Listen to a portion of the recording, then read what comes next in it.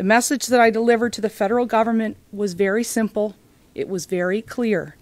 If you want to continue welcoming people who cross illegally into our country and into the province of Ontario, then they, and they alone, should be responsible for the housing and settlement costs. What I'm simply saying to the federal government, you have resources, you have assets.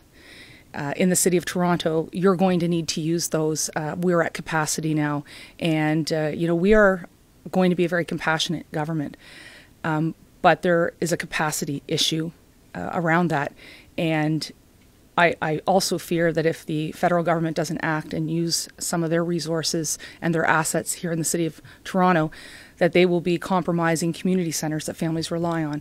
And as the minister, we're also responsible for children. That really does concern me. So I'm simply appealing to the federal government, through to the Prime Minister as well as to his Immigration Minister, to take responsibility.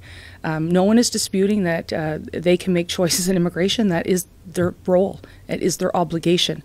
But they also have an obligation to pay. There will be a crisis on August 9th. Those college dormitories are for students who are returning in the fall, so that space will be needed.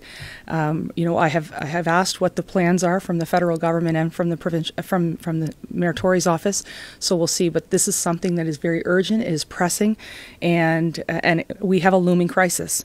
And so what I'm simply saying is the federal government has its obligations in international law, Canadian law, and they must pay for those obligations.